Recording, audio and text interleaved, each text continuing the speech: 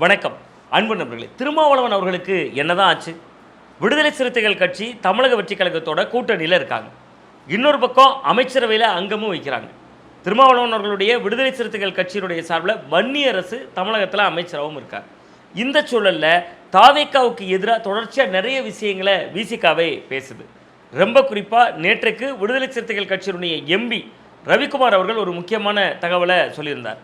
அதில் என்ன சொன்னார்னா, ஆதி திராவிடர் நலத்துறை அப்படிங்கிற பேரை ஏன் மாற்றினீங்க, சமூக நீதித்துறைன்னு மாற்றினது சரியான அணுகுமுறை இல்லை அப்படின்னே கண்டனம் தெரிவிக்கிறாங்க.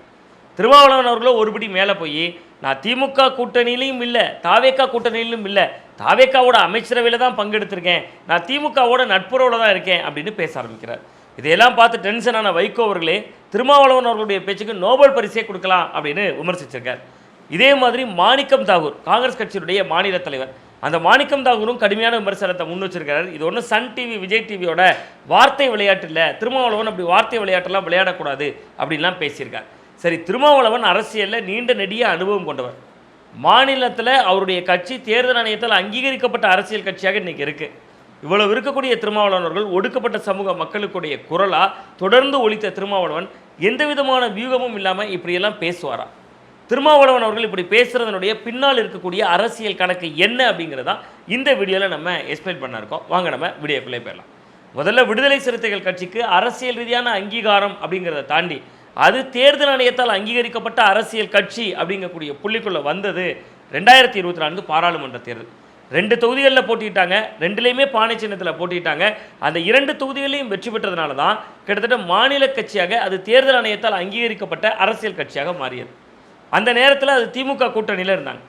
கிட்டத்தட்ட 2017 திமுகவுக்கும் கிட்டத்தட்ட விடுதலை சிறுத்தைகள் கட்சிக்குமான உறவு என்பது தொடருது. 2019 பாராளுமன்ற தேர்தல், 21 தேர்தல், 24 தேர்தல், 26 தேர்தல். நீங்கள் கிட்டத்தட்ட இந்த ஒப்பீட்டு அடிப்படையில் இந்த காலத்தை எடுத்துக்கிட்டீங்கன்னா 10 ஆண்டுகளுக்கு மேலே தொடரக்கூடிய ஒரு கூட்டணி, 10 ஆண்டுகளாக இருக்கக்கூடிய கூட்டணிங்கிற அடிப்படையில் திருமாவளவன் அவர்கள் என்றைக்கு அமைச்சரவையில் பங்கெடுத்து விட்டாரோ, தாவேக்கா அமைச்சரவையில், அன்றைக்கே திமுக கூட்டணி முடிந்து விட்டது. அதுதான் உண்மையும் கூட. ஆனால் இதுக்குள்ளே ஏன் திரும்ப இப்படியான விஷயங்களை பேசுகிறார், ஏன் அவர் இப்படியான காய் நகர்த்தல்களை செய்கிறார் அப்படிங்கிற இடம் ரொம்பவே நுட்பமானது. முதல்ல இன்றைக்கு தமிழக வெற்றி கழகம் எடுத்திருக்கக்கூடிய ஓட்டு வங்கியின் பெரும்பகுதி விடுதலை சிறுத்தைகள் கட்சிக்கு ஓட்டை அளித்து வந்த பட்டியல் சமுதாய மக்களுடைய வாக்குகளையும் பெருவாரியாக எடுத்திருக்கு. கிட்டத்தட்ட விஜய் அவர்களுடைய கட்சி ஃபார்வர்ட் காஸ்ட் ஓட்டிலிருந்து அனைத்து தரப்பினருடைய ஓட்டையும் வாங்கியிருக்கு. அதில் ரொம்ப ரொம்ப பலத்த சேதம் அடைந்திருப்பது விடுதலை சிறுத்தைகள் கட்சியினுடைய ஓட்டு வங்கியில் பலமான கையை வைத்திருக்கிறார் விஜய் அவர்கள். அப்போ தாவேக்காவுக்கு அதிகமான வாக்களித்தவர்களை சமூக அடிப்படையில் இங்கே வரிசைப்படுத்தினா பட்டியல் சமுதாய வாக்குகள் பெருவாரியாக விஜய் அவர்களுடைய தமிழக வெற்றி கழகத்தை நோக்கி நகர்ந்திருக்கு. அப்போ தாவேக்கா பக்கம் இருக்கக்கூடிய விடுதலை சிறுத்தைகள் கட்சி தன்னோட கட்சியை மறுகட்டமைப்பு பண்ணணும்னா, அல்லது தன் கட்சிக்குள்ளே இருக்கக்கூடிய இழந்து போன ஓட்டுகளை மீட்டுருவாக்கம் செய்யணும்னா, விஜயோட அனுசரணை அரசியல் செய்கிறதுங்கிறத தாண்டி தாவேக்காவை இடித்துரைக்க வேண்டிய இடத்துல இடித்தும், எடுத்துரைக்க வேண்டிய இடத்துல எடுத்தும் உரைக்க வேண்டிய தேவை இருக்குது. ஏங்க அப்படி பண்ணணும்? 8 சீட்டு வாங்கினா கிட்டத்தட்ட தாவேக்கா அணியில் இடம்பெற்றா 5 சீட்டு 6 சீட்டு அப்போ ஜெயிச்சிருவேன், திமுக இருந்தனால தானே 2 சீட்டு ஜெயிச்சாங்க அப்படின்னு நீங்கள் கேட்குறது புரியுது. திமுகவுக்கும் அதிமுகவுக்கும் ஒரே கருத்து தான், ரெண்டுமே திராவிட கட்சி தான். மதிமுக எந்த திமுகவை அழித்து புறப்பட்டதோ அதனோடு சேர்ந்தது. அந்த கட்சியினுடைய சின்னத்துக்குள்ளேயே நிற்க வேண்டிய சூழல் ஏற்பட்டது. அப்போ கட்சிகளுடைய வீரியம் சுருங்கி போச்சு. அதே மாதிரி விஜய் அவர்களுடைய அனுசரணை அரசியல் செய்தால் விசிகா கொஞ்சம் நீர்த்து போயும் தாவேக்காவுக்கு அதில் பெரிய அளவில் ஈல்டும் கிடைக்கிறதுக்கான ஒரு வாய்ப்பு இருக்கிறதா திரும்ப நினைக்கலாம்.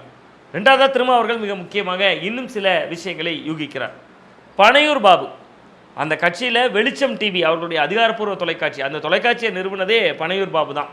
அப்படிப்பட்ட அந்த பனையூர் பாபு போன்றவர்களை திமுக இணைத்துக் கொள்ளுது. அந்த விழாவில் ஏராளமான பேரை அழைத்து திமுக கூட்டிகிட்டு வர்றாங்க. திமுகவில் மு க ஸ்டாலின் அவர்களே கலந்து கொள்கிறார். பனையூர் பாபு இணைப்போலாம் நடக்குது. வெளிச்சம் டிவியை திருமாவளவன் அவர்களுக்காக உருவாக்கியவர் பனையூர் பாபு. அப்போ திருமாவளவன் அவர்களுக்கு இன்னொரு அச்சம் என்ன வருதுன்னா, பனையூர் பாபுவை இணைத்து கொண்டார்கள். இதே போன்று வாரந்தோறும் சனிக்கிழமைகள் அதிமுகவோட முன்னாள் எம்எல்ஏக்களை விஜய் இணைப்பதைப் போல இனி விசிகா நம்மோடு கூட்டணியில் இல்லை என்கிற சமீட்சையோடு அங்கே இருக்கக்கூடிய ஆளூர் ஷானவாஸ் தொடங்கி பல முக்கிய தலைகர்த்தர்களை விஐபிகளை இழுத்துட்டா அப்போ அதை ஒரு அணை போடணும். அப்போ கட்சி நிர்வாகிகளை திமுகவிடமிருந்து காபந்து பண்ணணும், கட்சியை தாவேக்கா விழுங்குவதிலிருந்து காபந்து பண்ணணும். அப்போ அந்த இரண்டுக்கும் இடையில் அவர் சில முடிவுகளை எடுக்கிறார். அப்போ 2 பக்கமும் அடிக்கிறது. அப்போ 2 பக்கமும் அடிக்கிற போது அதுக்கு ஒரு லாஜிக்காக ஒரு நியாயம் சேர்க்கணும். நான் நடுநிலை தாங்கன்னு காட்டணும். அப்போ பிஜேபி எதிர்ப்பை மீண்டும் கொண்டு வரார். பிஜேபி எதிர்ப்பை சொல்லிவிட்டு மிக முக்கியமான கருத்தை சொல்கிறார். அகில இந்திய அளவில் பிஜேபியை வீழ்த்துவதற்கு திமுகவும் தாவேக்காவும் ஒரு அணியில் இணையணும். மத்திய அளவில் பிஜேபியை வீழ்த்துவதற்கு இருவரும் ஒரு புள்ளியில் இணையணுங்கிறார். திமுகவை எதிர்த்து தான் தாவேக்கா களம் கண்டது. திமுகவை தீய சக்தி என்று சொல்லி தான் தாவேக்கா களம் கண்டது. அப்போ திமுகவும் தாவேக்காவும் ஒரு அணியில் பிஜேபியை வீழ்த்தணும்னு இணைந்தால் திமுகவும் அதிமுகவும் இணையிறது மட்டும் எப்படி தப்பாகும்? இப்படி பல கேள்விகள் சந்தேகங்கள் நமக்கு இருந்தாலும் கூட திருமாவளவன் அவருடைய கணக்கு கட்சியை இப்பொழுது காபந்து செய்யணும், காப்பாற்றணும். கட்சியை காக்க வேண்டும் என்று சொன்னால் திமுகவிலிருந்து திமுகவை நோக்கி யாரும் நகர்ந்து விடக்கூடாது. அங்கே இருக்கிற திமுகவுக்கு நெருக்கமாக இருந்ததில் பல பேருக்கு சீட்டு கொடுக்கல. ஆளூர் ஷானவாஸ் அவர்கள் தொடங்கி பல பேர் திமுகவுக்கு நெருக்கமானவர்கள் என்கிற அடிப்படையில் சீட்டு கொடுக்கல. அப்போ அந்த சீட்டு கொடுக்காதவர்கள்லாம் திமுக பக்கம் நகர்ந்து விடக்கூடாது. ஏர்போர்ட்டுக்கு வந்தார் ஷானவாஸ், நீண்ட இடைவெளிக்கு பிறகு வெளிநாட்டுக்கெல்லாம் போயிட்டு வந்தார். வந்தோட தாவேக்கா அரசு எப்படி இருக்குன்னு கேட்குறாங்க.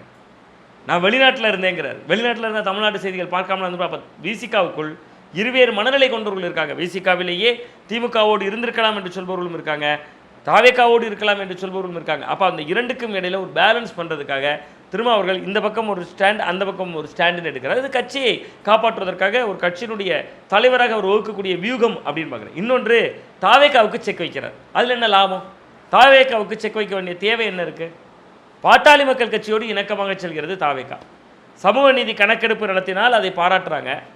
புஷி ஆனந்த் அவர்களை அண்மையில் சந்திக்க சென்றிருந்தார் அன்புமணி அவர்கள். புஷி ஆனந்த் அவர் சேரில் இருக்க மாட்டார். நீங்கள் அமைச்சர் சேரில் இருங்கன்னா அன்புமணி பக்கத்தில் வந்து இல்லைன்னே நான் இங்கே இருந்துக்கிறேனே அப்படிங்கிறார். நீர் மேலாண்மை தொடர்பாக ஆலோசனை நடத்துகிறாங்க. இந்த இடம் தான் நுட்பமான ஒரு இடம். நான் தொடுவது திருமாவளவன் அவர்களை டீல் பண்ணுறது ஆதவ அர்ஜுனா, பாட்டாளி மக்கள் கட்சியை டீல் செய்கிறது புஷி ஆனந்த். கட்சியில் யாருடைய மையம்? அதிகார மையம். அப்போ இவர்கள் மூலமாக ஒருவரை டீல் செய்கிறது, அவர்கள் மூலமாக ஒருவரை டீல் செய்கிறது. இதில் என்ன லாபம்? திருமாவளவன் அவர்கள் இப்படி எதிராக பேசுகிற விஷயத்தில் ஒரு கட்டத்தில் பெரும் சர்ச்சை ஏற்பட்டால் 2 சட்டமன்ற உறுப்பினர்கள் வெளியே போனால் பாமகவிலேருந்து 4 பேர் உள்ளே வருவாங்க. பாட்டாளி மக்கள் கட்சியிலேருந்து 4 சட்டமன்ற உறுப்பினர்கள் இருக்காங்க. பாமகவுக்கு அமைச்சரவை பிரதிநிதித்துவம் கிடைக்கும். ஆனால் பாமகவை அவ்வளோ எளிதில் பாஜக விட்டுருமா? பல வழக்குகள் இருக்குது. 2 வழக்குகள் இருந்தது. ஒன்று தேர்தல் ஆணையத்தின் முன்பு ராமதாஸ் சொந்தமாக, ஜூனியர் ராமதாஸுக்கு சொந்தமாக, யாருக்கு சொந்தம்? பாட்டாளி மக்கள் கட்சி, சின்னம், தேர்தல் அலுவலகம் என்பதெல்லாம் ஒரு தாவதாக இருந்தது. அந்த பிரச்சனையில் ஏற்கனவே பாஜக அன்புமணி பக்கம் நின்றது. இனி அந்த விஷயத்தில் அன்புமணி அவர்களுக்கு பாஜக தயவு தேவையில்லை. ஏனென்றால் அப்பாவும் மகனும் இணைந்து விட்டார்கள். அப்போ இன்னொரு வழக்கு இருக்கிறது. அது அவர் கிட்டத்தட்ட சுகாதாரத்துறை அமைச்சராக இருந்தபோது இருந்த வழக்கு. அப்போ இன்றைக்கி அவருக்கு அமைச்சர் பதவி கிடைக்கிறதுனால அதில் ரிஸ்க் எடுக்கிறதுக்கான வாய்ப்பு இருக்குது. பாமக உள்ளே வந்தால் விசிகா வெளியே போயிடும். விசிகாவினுடைய எப்படி தமிழக வெற்றி கழகத்துக்கு இன்றைக்கி கொள்கை எதிரி பாஜக, அரசியல் எதிரி திமுகவோ, அதே போன்று விசிகாவுக்கு கொள்கை எதிரி பாஜக, அரசியல் எதிரி பாமக. பாமகவும் விசிகாவும் ஒரே புள்ளியில் இருக்க முடியாது. இதுக்குள்ளே நுட்பமான இன்னொரு இடம் தொடுகிறேன். தேர்தலுக்கு முன்பு இருக்க முடியாது, தேர்தலுக்கு பின்பு, அடுத்த தேர்தலில் விலகினால் போதுமே. அவை இப்படி பல்வேறு மர்ம முடிச்சுகள் இதற்குள்ளாக இருக்கிறது. திருமாவளவன் அவர்கள் இவர் பாமகவோடு நெருங்குகிறார்கள் என்கிற ஒரு சமீட்சை தெரிந்ததனாலையும் கூட எதிராக களமாடுகிறார். அதன் மூலமாக இழந்து போன தன்னுடைய சமூக வாக்குகளை தன் பக்கம் திருப்ப முடியும்.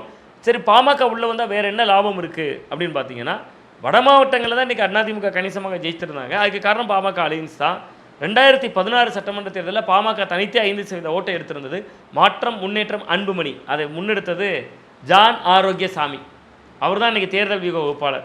அதே தேர்தல் வியூக வகுப்பாளர் தான் இன்றைக்கி விஜய் அவர்களுக்கு தேர்தல் வியூக வகுப்பாளராக இருக்கார். இன்றைக்கு வேண்டுமானாலும் ஜான் ஆரோக்கியசாமி அமைச்சராகலாம் என்று நாம் பேசி கொண்டிருக்கிறோம். ஸோ அந்த சூழலில் ஒரு நெருக்கடியான காலகட்டத்தில் விசிகா தேவைப்பட்டது. இப்பொழுது விசிகா தாவேக்காவுக்கு செக் வைக்கிற இடத்திலும், தாவேக்கா பதிலுக்கு விசிகாவுக்கு செக் வைக்கக்கூடிய இடத்திலும் மாறி இருக்கிறது. பார்க்கலாம்.